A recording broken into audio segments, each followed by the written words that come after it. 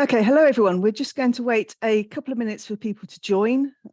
If any of you have similar situations with Zoom as I have, you might find that you're logging onto Zoom and it decides it wants to update, which is a bit of a pain. So I'll give it one more minute and then we'll get going.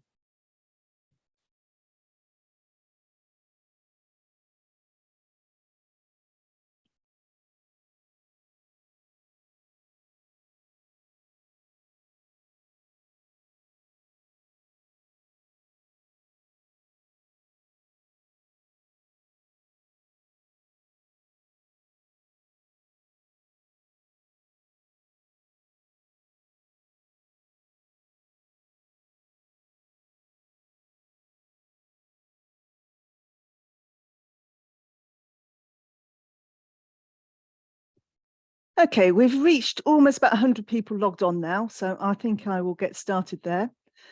So welcome to this webinar.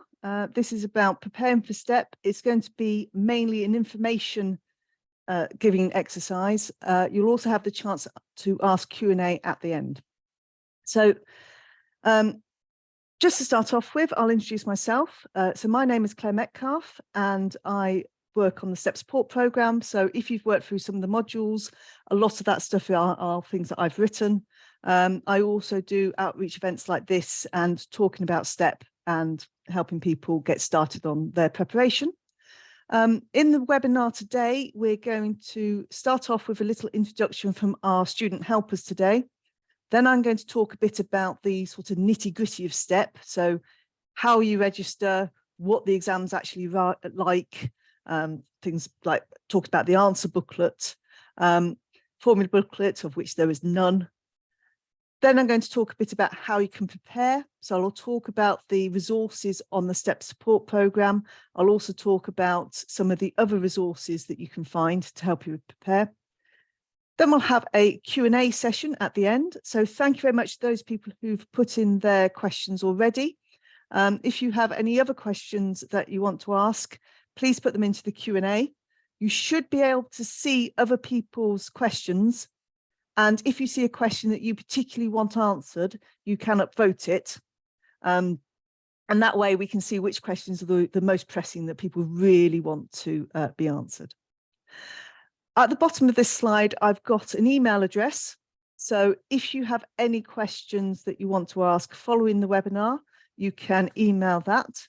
And we also have a Twitter account. So if you don't follow it, if you follow @StepSupportCam, when the recording of this webinar is ready, we'll share it on there. And we also share other information about STEP. So things like when does registration open? When are the STEP exams, which I'll show you in a minute. So we post lots of bits of information about STEP on that Twitter account. Okay, so I'm going to stop sharing for a minute and I'm going to ask my mentors to appear and I'm going to ask them to just say a little bit about themselves. So if my mentors could turn their videos on, fantastic. And Jake, you're first on my screen. So would you like to say a little bit about you and perhaps what you thought about STEP when you first saw it? Yeah, of course. So yeah, hi, I'm Jake. I'm in my second year at Selwyn College. And yeah, when I first looked at STEP, it looked impossible. I remember trying some questions and I couldn't write down a single thing that was relevant. I was really struggling with it. But I think with a bit of practice and with a lot of help from the STEP support program modules online, I found it really rewarding to see myself improve at these and go from not being able to do anything to being able to answer full questions. So yeah, I found probably the most helpful resource for me to be the modules online, which you can access on the STEP support program website. And they really guided me through from the complete basics to being able to answer full questions. And yeah, it's really reassuring. And it also enables you to build on the A-level content in a way that pushes you, because sometimes the textbook questions can be a bit repetitive, and this builds on that really nicely.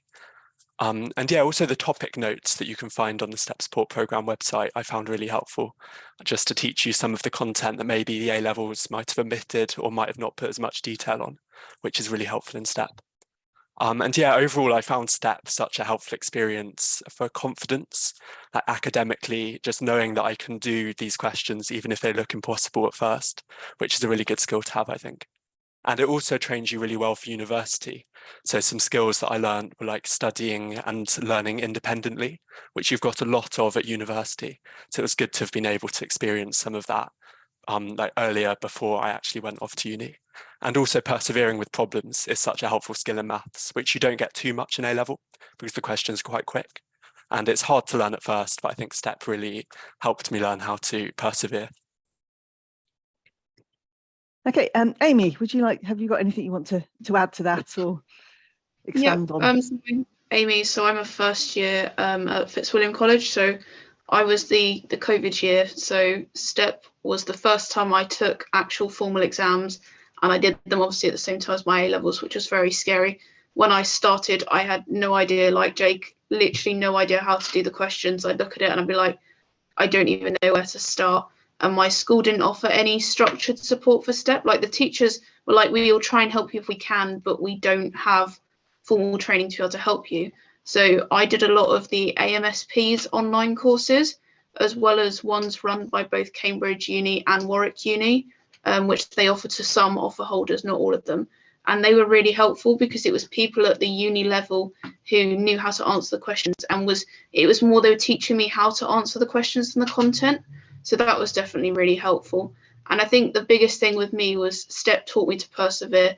Like I literally spent a couple of hours some days just stuck on a problem because I was like, I know I can do this, but I can't do it just yet. So I'm going to work harder. I'm going to try different approaches. I'm going to look at textbooks. It wasn't always let's practice with no help. It was let's find the help. And rather than, just looking at an answer, it was let's work through it all to get there in the end. And it was definitely very helpful because that's something I find that we're doing quite a lot in first year is, okay, I've got my lecture notes. This doesn't quite cover it. Can I find a book that links to the question? And the style of the STEP questions is very similar to the uni questions. So it is such a great help because you find already before you even got here the style of questions that you're going to be answering. Okay, thank you.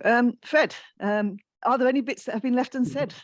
I'll try and find something. Yeah, so my name's Fred. I'm also second year. I'm at CAPS, or St. Catherine's College. So I remember very naively, I was in year 12. I kind of didn't really even know what Oxford really was. I was like, oh, how hard can it be? Let me look at the entry exam. I was sort of instantly humbled when I sort of tried it. Back in the day when they had step one, I tried a step one question. I was like, okay, maybe this is, I didn't anticipate that. But yeah, it's very much sort of it's a whole journey for most of some people start in sort of year 12 and then all of year 13 is kind of going from 0 to hero in terms of just being able to do stuff. I remember not to age myself, but in the it was the last week or so before we went into lockdown in March. I remember printing out a bunch of the STEP support program module things, and I sort of worked through those in lockdown. They were really helpful. I mean, obviously, Jake and Amy have spoken about that already, but I definitely pin the STEP support program website in your browser because you're going to be using it all the time. It was, I think, in hindsight, the STEP. One of the things that I feel now is kind of I still sort of use to this day is when you're preparing for STEP, you really spend a lot of time sort of honing your algebra and your ability to a lot of the questions will kind of get you to crunch through sort of analyzing a function, find where it does, it's increasing or it has a minimum or all of this stuff, which a lot of the time now we're actually sort of using that a question will sort of say find something and you've got to actually do that, but it's kind of implied. It's you develop a lot of skills that are very sort of fundamental that you use all of the time now. So yeah, I will say it definitely paid off for me anyway. Yeah. Okay, well, thank you very much. I'm going to go back to my presentation.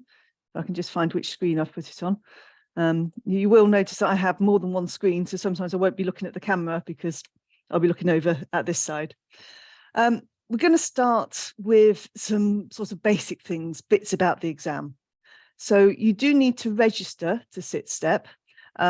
If you're at a school that hasn't done STEP before, or MAT or the TAMUA, then they may need to register as a centre with the Cambridge Assessment Admissions Testing Service. And I'll show you how schools can do that in a second. It's actually very easy, and most schools are already registered, but it's a different process to A-levels. Registration opens on the 1st of March. It ends sometime in May. And unlike A-levels, it is a hard deadline. So you have to have registered by whatever the date is in May. For A-levels, they have a late registration fee, and you can actually enter A-level up to the day before the actual exam. With STEP, that's not the case. So you do need to perhaps chase your school and make sure that they have registered you in time. I'm going to talk a bit about the specifications, so where you can find out what's actually in the STEP exams. I'm going to talk about what the paper actually looks like, and I'll talk a little bit about the answer booklet and the grade boundaries as well. So to start off with, I'm going to go to the STEP Support Programme website. So everything I'm going to talk about, all the extra resources, they're all linked to from here. And if we scroll down towards the bottom, you'll see that there are some links down here. It might be a bit small, but one of the links is the Admissions Testing Service. And that is where all the official exam board information is. So from here, you can download past papers, mark schemes and examiners reports for some of the papers, not for all of them, unfortunately. And you can't actually download all of the STEP papers, but I'll show you where you can get really old ones if you want to have a look at those. If you go to dates and costs, this is where you can find all the dates. So like I said, it opens on the 1st of March. There's some deadlines for modified question papers. And then this hard deadline for registration is the 4th of May. So there's a 2-month window to make sure that you are registered. One of the questions we got asked beforehand is, can you do STEP in year 12? You can do STEP in year 12 if you want to. That's absolutely fine. It's not something we tend to recommend, because we tend to find that people haven't covered enough work, and it can be a bit of a demoralizing experience if you try and sit STEP before you've covered everything. But we do realize that some people like to have a first go. One of the other questions that was asked, which I'll come to here whilst I'm talking about it, is whether you have to declare your STEP results if you did it in year 12. Now, the official answer, which is actually quite hard to find, is that STEP is not a qualification. So it's not like an A-level and it's not like a GCSE. It counts as an admissions test. And because it is an admissions test, you don't actually have to declare it on UCAS. However, schools don't all know this, and the information is actually quite hard to find. I've ploughed through UCAS to try and find somewhere where they talk about it, but I can't find that anywhere. So do talk to your school first, just to see if they will insist that you put it onto your UCAS. I think normally if you've taken STEP in year 12, we don't tend to worry too much at an interview situation about what actually the mark is. I mean, if it's very good, excellent.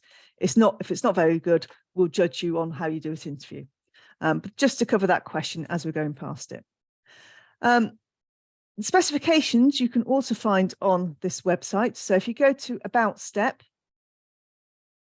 you can see a link here to the 2023 STEP specification.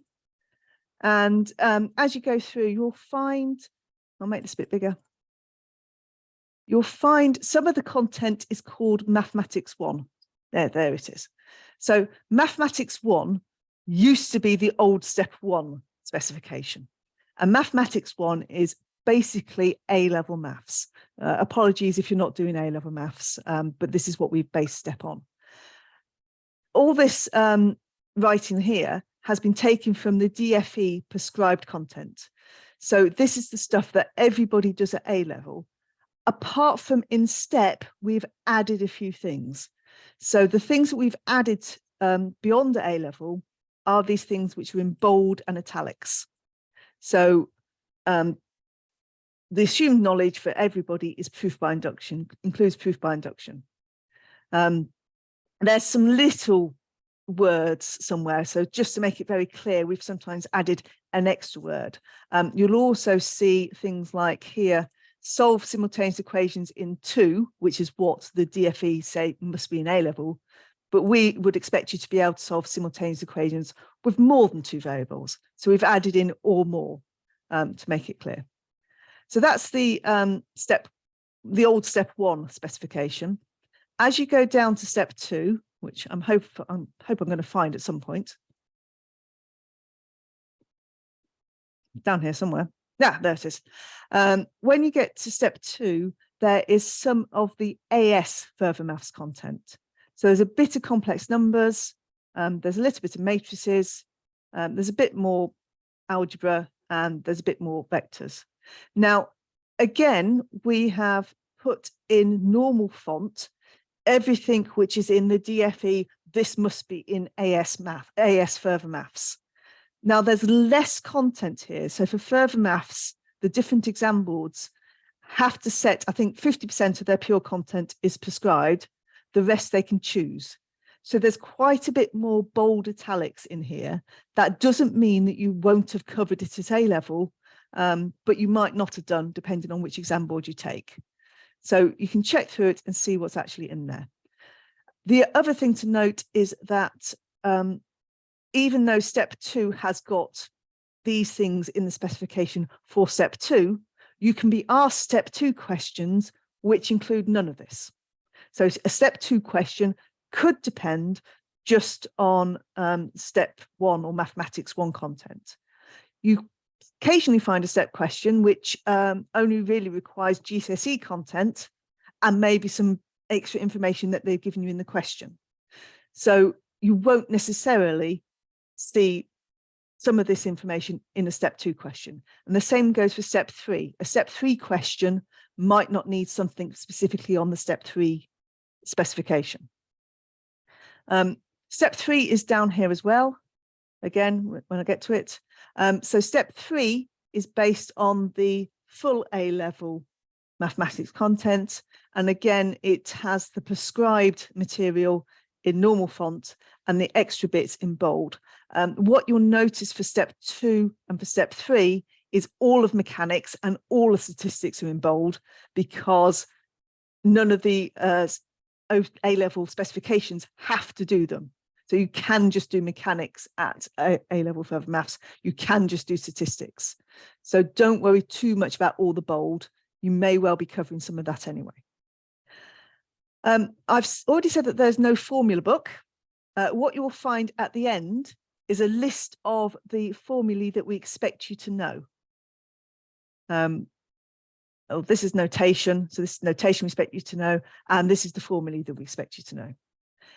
If we think that there is a formula that you really want, or if we think that for a step question, there's a formula that would be really, really helpful to you for doing the step question, then we might give it to you within the question. But other than that, there is no formula booklet. Okay, so that's the specification. I'm going to talk a little bit about the answer booklet, because I always get questions about the answer booklet. So you will be given, when you're doing your step paper, a 48-page answer booklet. Now, 4 of the pages have got information on, like where you fill out all your details. That then gets taken off before it gets marked. And the whole answer booklet is barcoded. So it's anonymous once the front page has been taken off. All your work must be written in the answer booklet. Okay, there's 44 sides of A4 for you to write on. It's actually quite hard to fill out 44 sides of A4 in a 3-hour exam. It should be, we find it is always plenty of paper for everybody. If you have a particular access need, so perhaps your handwriting is very, very large for some reason, you can request a second booklet. You have to do that in advance, and you have to do that via the Cambridge Assessment Admissions Testing Service.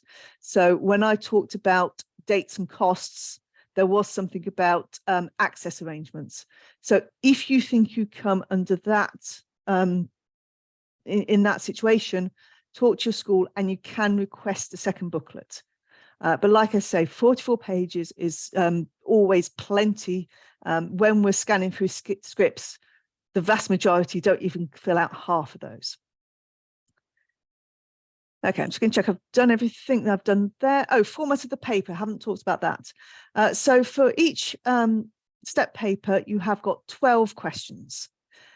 8 of the questions are on pure maths, 2 of the questions are on mechanics, and 2 of the questions are on statistics. And there's no restriction of choice. To be honest with you, the vast majority of people do 6 pure questions. But you can do all the mechanics and all the stats, and then 2 more pure questions. It's completely up to you. There's no restriction. And all the questions are designed to be of the same difficulty. However, that doesn't mean that you will find them all equally difficult, because it's a very subjective thing.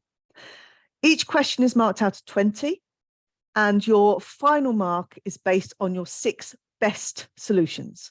So you can attempt more than 6. So quite often we get people who've done 5 questions where they've done quite a lot, and then 2 or 3 questions where they've done little bits.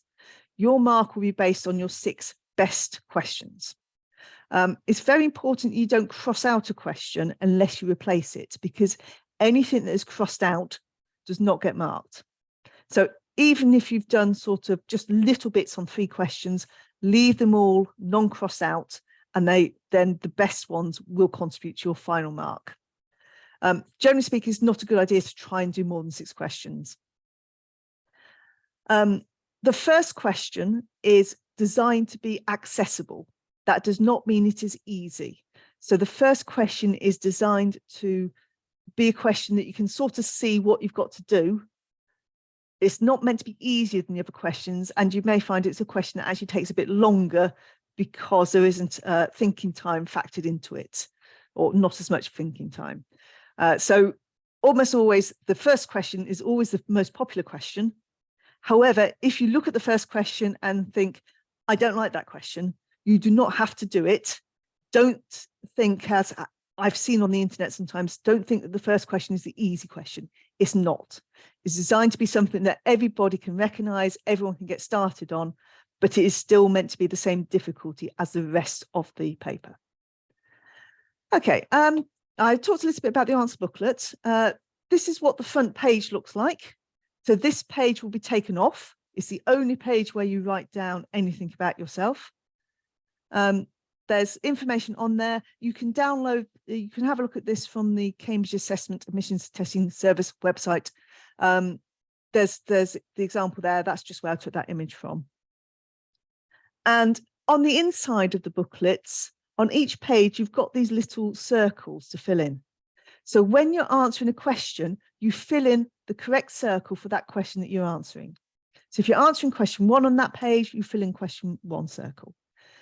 Don't attempt more than 1 question on the same page. So don't put in the bit of question 1 and the bit of question 2 on the same page. Try to fill in the correct circles. Now, we do have processes so that if you've filled in the wrong circle, then the markers will recognize it and will send it to the correct markers. And if you've done 2 bits of a question on the same page, we also have some systems to deal with that. But these are all create more time for us. And there's also, because it's humans then looking at it, there is the potential for human error. So there is a potential that if you've got 2 bits of a question, 2 bits of different questions on the same page, someone might not recognize that it's actually a different question. So the rule is 1 question on 1 page, fill in the correct circle. If it goes wrong, we should be able to catch it, but we're not going to promise that we will catch it. Okay, I've just said that bit. The grade 1 boundaries. So most people have a step offer of a 1 and a 1 in step 2 and step 3. These are the grade 1 boundaries for the past however many years that is. They do fluctuate. Normally the step 2 grade boundaries are a little bit higher. In the past couple of years, that's not been the case. 2020 was the year in which STEP was the only exam that people took, and people took it at home, being monitored through their webcam. And we think that there was probably an element of nerves in step 2, which is why that boundary is quite so low.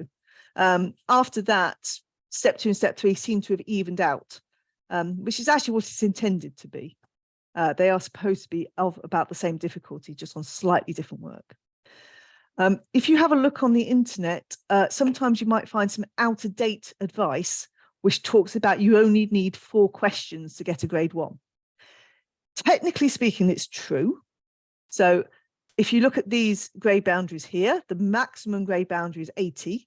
However, that means that if you did 4 questions, they would have to be perfect to get that grade 1. So in general, make sure that you have attempted 6 questions. 2 of them might be bits, that's fine, but make sure you've had a go at 6 questions. Okay, so that's grade boundaries, and that is basically all of the nitty-gritty. I'm going to talk a little bit about how to prepare. Then we're going to have time for some questions and answers. The secret of STEP success is basically to do STEP questions. There's no magic tips I can give you. If you do lots of STEP questions and you look at the solutions and you look at the mark schemes and you look at the examiner's reports, then you will learn lots about those STEP questions. So that is the best way to prepare. I will say it is not necessary to do all of the STEP questions. So if you follow the STEP support program on Twitter, you might have seen that somebody tweeted at the STEP support program to say that they had done all of the STEP papers. First of all, I take that with quite a large pinch of salt because STEP has been running since 1987, and there was a specimen paper before that. So you've got almost 40 years of STEP papers, and there's over 1,500 questions. So I'm not entirely sure I believe them. And if you see anybody on, I don't think the student room has so much stuff on it anymore, but if you're on a Discord channel or something and you've got people saying, oh yes, I've done all the STEP papers, I'm not sure I believe them. If you have done all the STEP papers, then my advice would be do them again. You'll find that the style of STEP changes throughout the years. So in the 1990s, there were lots and lots of different exam boards which did very different things, and you'll have STEP papers that have lots and lots of different topics on them. So groups used to be on STEP papers. Groups is no longer on STEP papers. Matrices was in STEP, then it came out, and now it's back again. So there is a bit of a change in how the STEP papers look. If you are in year 13 and you're thinking about past papers, my advice would be to start on about 2018 at the moment, start working backwards. So do 2018, then 2017, and so on. And when you get close to the exam, do the last few papers. So you want to make sure that you've done 2019 to 2022, because those are the papers that are based on the specification that you are now doing. We've got lots of support out there for you. So I'm going to, in a second, go to the STEP support program website and show you where some of this is. Jake and Amy and Fred have already talked about what we have on there, but I'll show you where to find it. So we've got lots of support there for you. I'll just find that website back again. So this is the homepage. If you haven't seen it before, I'm going to try and make it a bit bigger, but unfortunately that picture is huge. So apologies for the fact that you can't actually see much of the detail. And we've got a very sort of tasteful and slightly dull grey menu along the top here. If you are in year 12, which I know quite a lot of you are in year 12, this is a really good chance for you to start on the foundation modules. So these ones are based on basically step 1 questions. They're designed so that the first few don't need a lot of A-level knowledge. And as you work through them, they'll do things like introduce the chain rule and introduce product rule in a slightly sort of steppy perspective.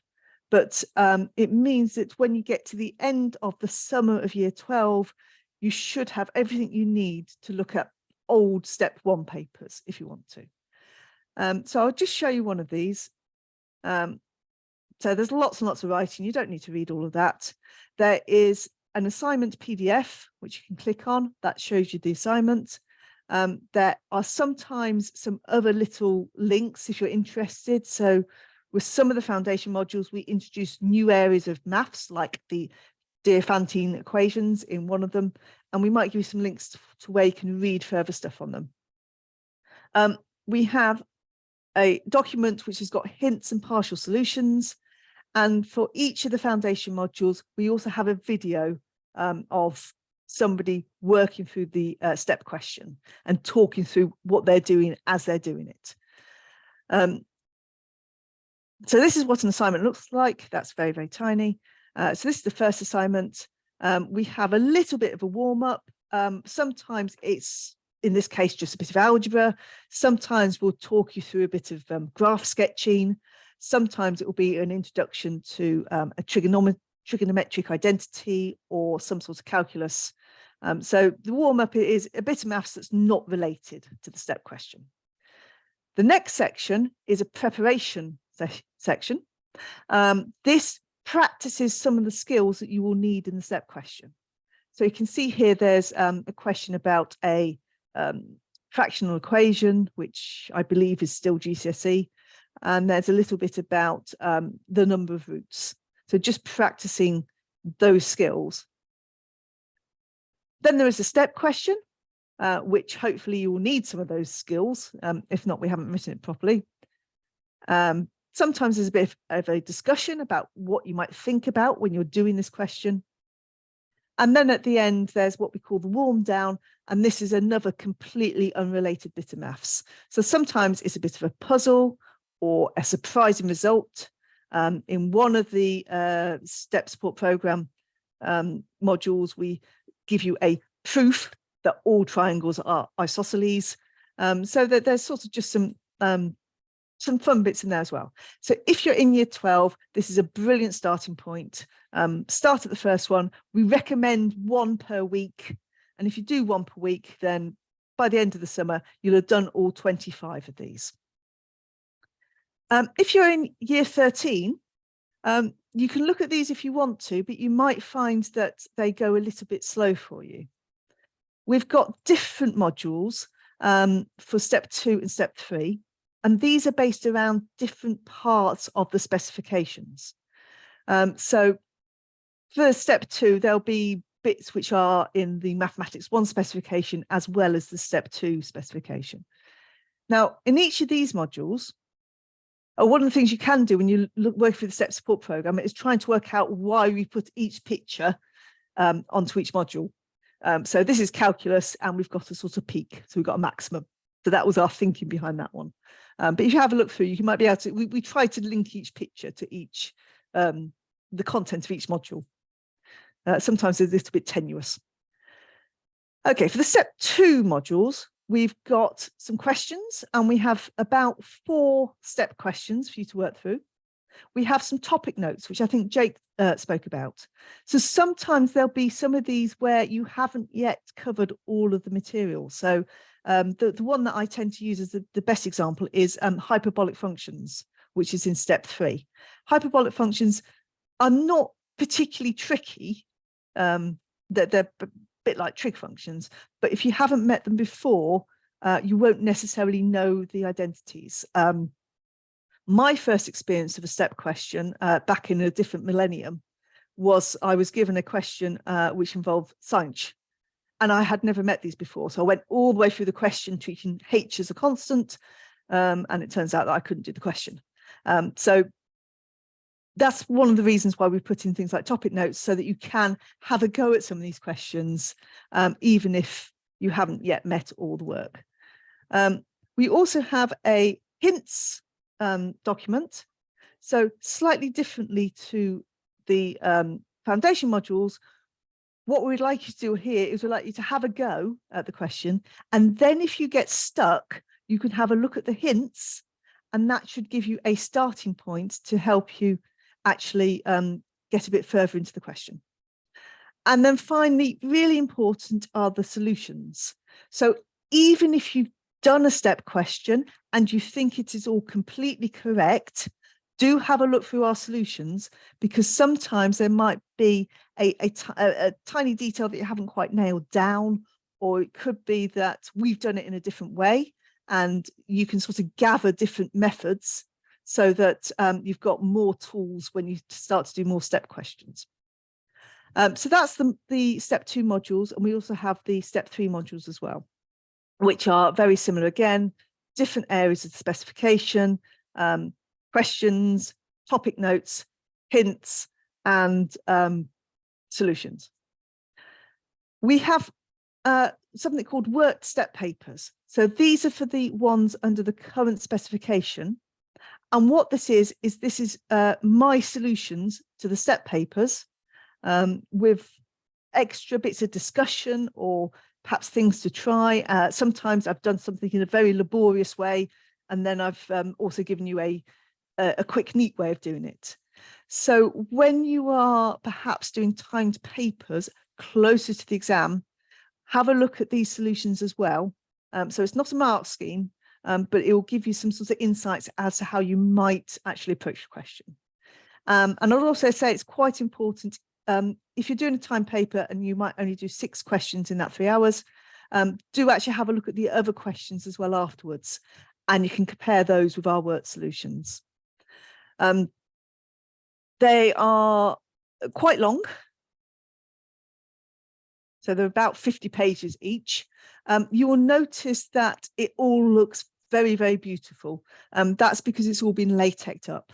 And I also haven't always shown you, well, I don't tend to show you where I've gone wrong and had to start again. We're not expecting your solutions to look like this. Okay, so just a bit of reassurance there. Okay, some other places that you can find help. So we have a few extra resources on the STEP support program. So we have some what I've called specification support. What these are some documents that expand a bit on those bold bits of the specifications. So the bits of the specification which you might not actually have met at A level, I've done some extra notes on. They're relatively short, but you might find those really useful when you're working through STEP questions. There are also a few notes on A-level topics. There aren't many of those. That is still a work in progress. That's probably more aimed towards the year 12s, if you want to. But like I say, those haven't been completely developed yet. That's probably everything I want to talk about on the STEP support program website. Talking about some of the other places where you can find things to help you. So I have mentioned, the STEP support. I've mentioned the Cambridge Assessment Admissions Testing website, and I've said that you can download papers there. So if I just pop back to there, if we look at preparing for STEP, you will find STEP past papers. And then you've got up to 1998, you've got the past papers. And in some of these, there will also be the examiner's reports and the mark schemes, but not in all of them. So you can download past papers there. You'll notice it stops in 1998. I wouldn't recommend that anyone goes past 1998. If you are incredibly keen and have lots of spare time and you do want to look at a very old STEP paper, then if you go to the STEP question database, so this is off the STEP support program website again, you can actually find very, very old papers. So if I click on this one, this is the specimen paper for step 1. So this was 1986, and you can actually download the PDF file and the LaTeX file if you want to from here.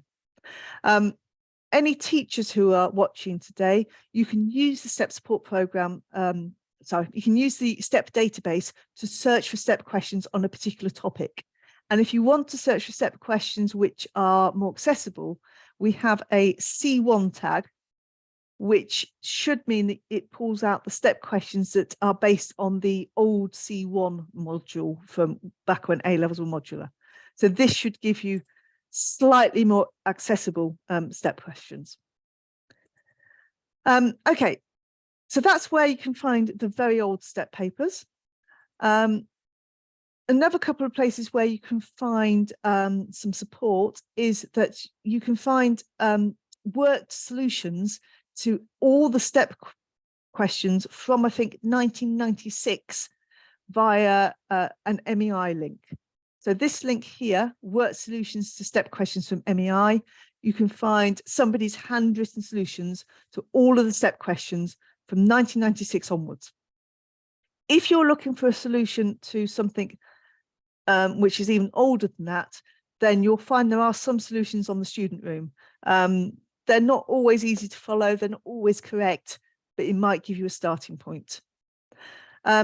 If you are in year 12, you might also be interested in Stephen Siklos's book. So Stephen Siklos, since 1986 to 2019, was in charge of STEP. So he was the STEP chief examiner. I think very early on, he wrote all the STEP papers that started to get outsourced later on. But he's written a book about STEP questions, which gives you a STEP question, then gives you a bit of a story about it and things to look out for.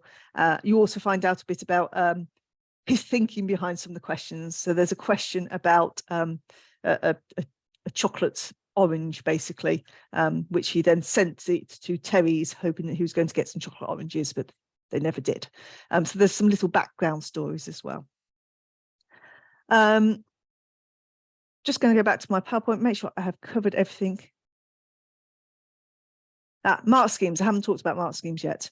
So you can download most of the mark schemes, well, not most of the mark schemes, you can download mark schemes from 2015 onwards from the Cambridge Assessment Admissions Testing Service website.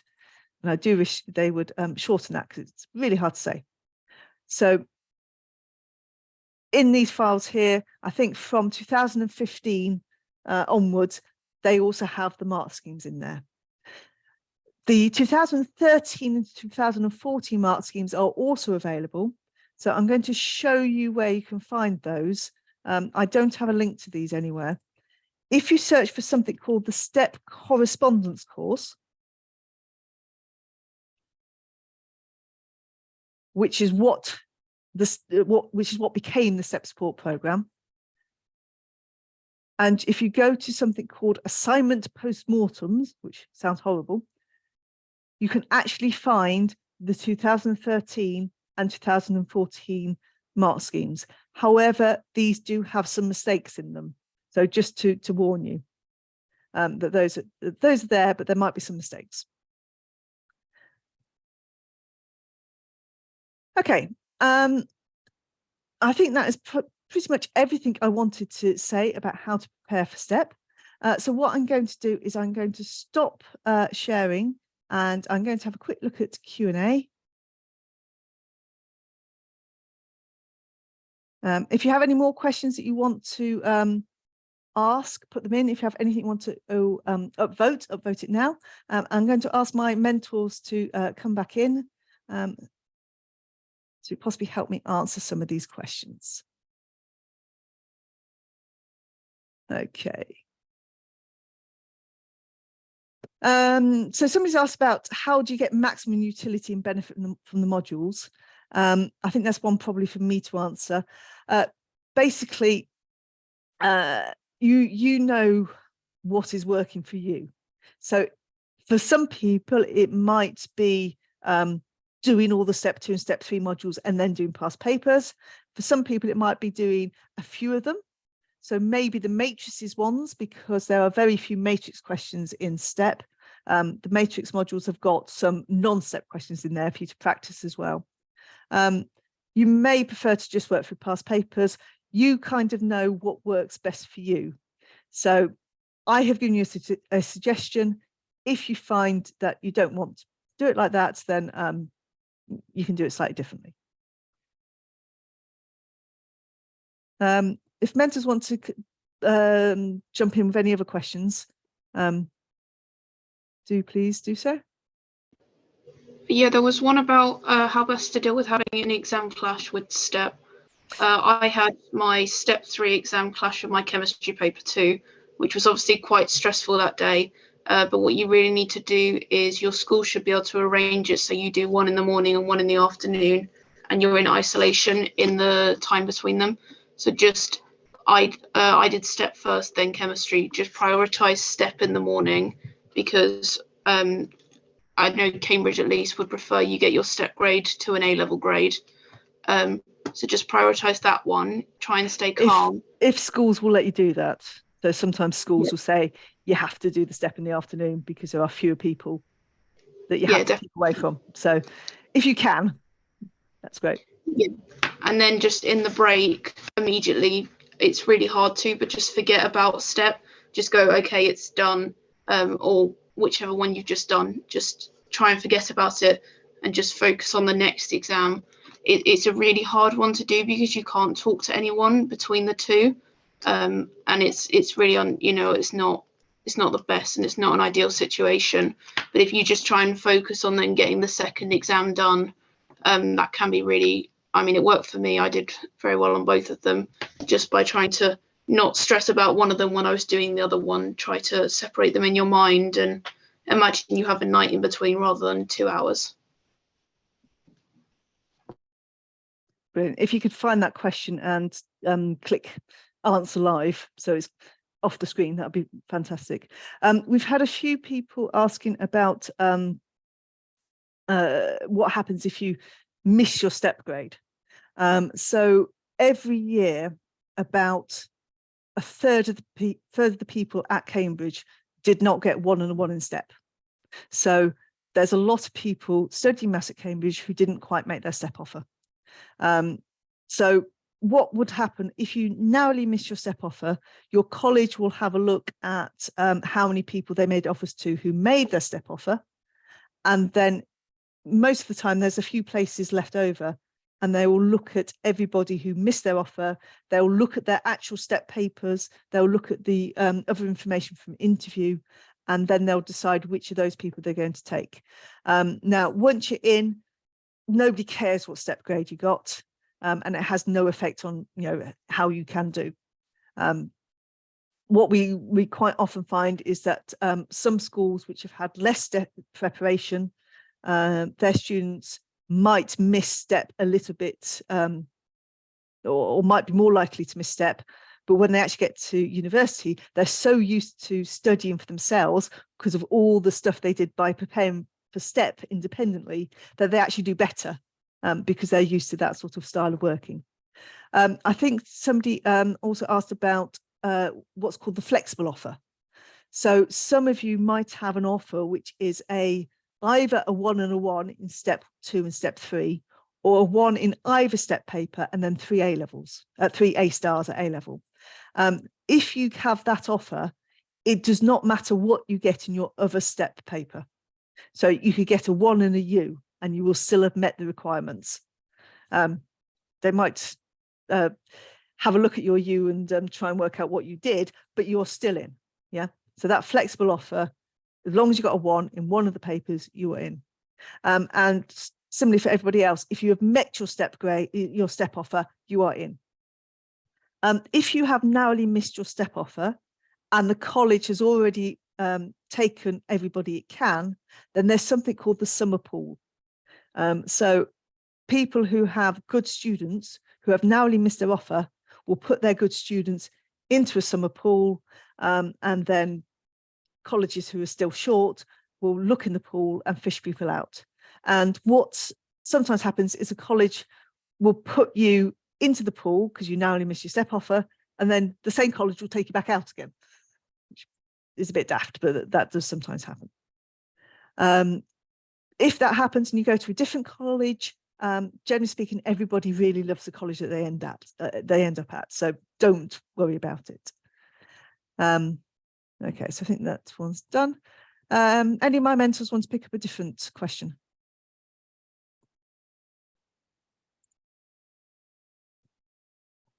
Please jump in. There's one that's just come through about additional modules in further maths, like further pure and all of that. I will say probably not only for STEP but also for the actual once you're here. I think further pure definitely has its benefits if your school does it. And so does further stats. So I didn't do further pure, I did further stats and something else. And I think they're sort of the most useful ones. But I mean, I think it's good. But definitely there was some further pure content I had to teach myself to do STEP. But there also would have been further stats content if I hadn't done that. So yeah. Jumping on to that, if you do physics, then just have a quick look at FM1 and FM2, because the majority of it's in physics. There's just a couple of bits that aren't. So if you find that you're really strong in physics, then the mechanics questions can actually be really, really easy for you, because you're used to seeing the different situations. And a lot of the physics questions are more about, the mechanics questions are more about understanding the question, and the maths is just fairly simple algebra.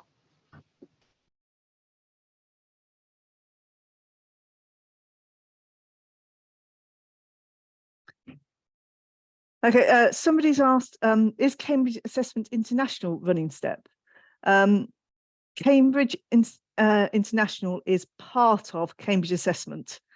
So there's basically Cambridge Assessment, and then there's lots of different subgroups like OCR, Cambridge Assessment Admissions Testing, Cambridge International. They all sort of sit under the same umbrella. So the actual people who run STEP are Cambridge Assessment Admissions Testing, or that's certainly the case for this year, and I think for next year. After that, it's actually going to move under the OCR banner, but it's all part of Cambridge Assessment. It's all part of the same thing. Somebody's asked, I've heard that Trinity offers S1 or SS in STEP for maths. Is this true? We haven't got Reese, have we? Who could have helped us with that question? I think sometimes they do. They don't tend to give that sort of offer to state school students. So for state school students, they tend to give a one-on-one offer. I have actually known somebody who was given an SS offer from Trinity, who went to a very good private school. I think he narrowly missed it, and he ended up going to Trinity Hall and having a wonderful time. So they can do. The other thing is that they have lots and lots and lots of people who apply in there. If you're at a school which has quite a few people who are applying, this is more useful to year 12. If you're year 13, it's too late. If you're at a school that has lots of people applying, don't try and apply to the same college as somebody else from your school. So try and spread yourself out about the colleges. Someone's asked if your grades are on the entry requirements, but you get a step 1-1 as a good chance. If you reach your offer, whatever you're given, you are in. That means you're definite. It's just if you slightly miss an offer.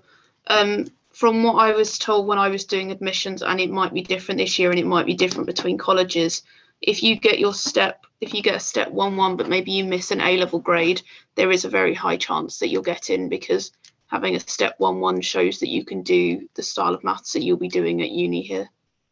Yeah, exactly. Yeah. A few people asked about recording. We are recording this session. I'm hoping that I'll be able to upload that in time for me to be able to post the link in the email that will follow up tomorrow about this webinar. If I don't have time to do that, I will post a link on the Twitter account when it's ready. So there will be a recording. And I've just realized how I can actually change this so I get the most upvotes top rather than having to scroll down. Somebody said, at this point, how many questions would you recommend doing a day or week for somebody who's sitting an exam this year? That's really hard to say. I mean, one question a day would be absolutely fantastic, but maybe not one question every day, because you need to have some sort of break, and you might have other commitments as well. Maybe, I'm picking a number out of the air here, really, maybe 5 questions a week, but you're going to get some questions which are really, really difficult and take you a long time, and they're going to get some questions that you find really easy. So it's a very hard question to answer. Try and make sure that you're doing some step at least half of the week, but also make sure you have some time off. I would say in general, it's really helpful to measure how many, instead of how many questions you've done, how much time you've spent on it. Sometimes you can spend 2 hours on a question and learn just as much as if you did 3 questions in that time. But you might feel a bit bad about yourself, which you definitely shouldn't, because that's part of improving at maths, is spending a while and like persevering through questions. That's a really good point. Yeah, so don't measure it per question, measure it as I'm going to do half an hour step work. The other quote I quite like is that if something is worth doing, then it's worth doing badly. So 10 minutes of working on step is infinitely better than nothing. So even if you do 10 minutes and after that you think, oh, I've had enough, I've got to go away, you have still done 10 minutes. And that is far better than not doing anything at all. So if it's worth doing, it's worth doing badly. Just to add to that, if you do 20 minutes of a question and you're like, I have absolutely no idea, one great thing to do is just to get away from the question. So like cook a meal, take a nap, go on a walk. This is what I did. I mean, I still did this at uni. And you have a brainwave. So like yesterday, I went on a walk and I had a pen in my pocket and I didn't have any paper, which cued me writing on my arm these to a question that I realized, because it sits, so you're not thinking in your main conscious brain, but your subconscious is working on the question. And although you don't have the time to do that in the exam, you do when you're prepping. So it's really good to, rather than just going, oh, I can't do it, let's get a hint straight away, or oh, I can't do it, let's look at the answer straight away. Leave it for at least a day. And then come back to it. And if you still can't do it after a day or a couple of days, then look for a hint or the answer. But just to add to that, it is better to have a look at the hint and answer and see how you could have done the step question than just giving up on it completely. Somebody quite specifically has said, how can I sit step as somebody who's homeschooled? Contact the Cambridge Assessment Admissions Testing Service. So most people set step through their schools, but there are also step centres. So if you contact them, they should be able to point you in the right direction. To whoever that person is, if you get stuck, then do contact me and I can help you find the right way of doing it. Somebody's talked about the step support, the extra step support that the Cambridge Mathematics Department offers, which is something that I should have mentioned. We've got about 3 minutes, so I'm going to throw it in here. So for everybody who is in a UK state school, we offer a series of webinars. They will start in the middle of March, and if you are eligible, you should be getting an email next week. And you'll have information about how to actually register for that. I will also post on the Twitter account when those emails go out. And every year we get some people who the email goes into their spam filters and they can't find it. So you might want to follow us on the Twitter account so that when the emails go out, we can tell you and you can check your spam filters. So that's everybody who's in a UK state school will get an invite to those webinars. And we run those sort of once a week. We don't tend to, or this year we're going to have Easter off. And we'll have about 8 sessions where you get lots of chance to ask questions. You'll see me doing set questions. You'll see me going wrong. You'll have our mentors again to help answer the questions. Right, I think we can do maybe, let's say one more question that each of us is going to pick. I'm going to pick error carried forward marks, which has just disappeared. It was there a second ago. You do get some follow-through questions in step, some follow-through marks. So we have the same sort of marks as A-level. Method marks, you will get the method mark, even if it's going wrong, even if you're using the wrong numbers. Method marks are always follow-through. Answer marks, some will be follow-through, some won't. So there is some credit given to being accurate. So going wrong will penalise you in some respect, but there are also follow-through marks available. Okay, my 3 mentors, pick one question each. So I was thinking, oh, sorry. So I saw as a year 13 student that just decided to take step, should I go straight to step 2? I would say try it, but if it's seeming difficult, don't rush it.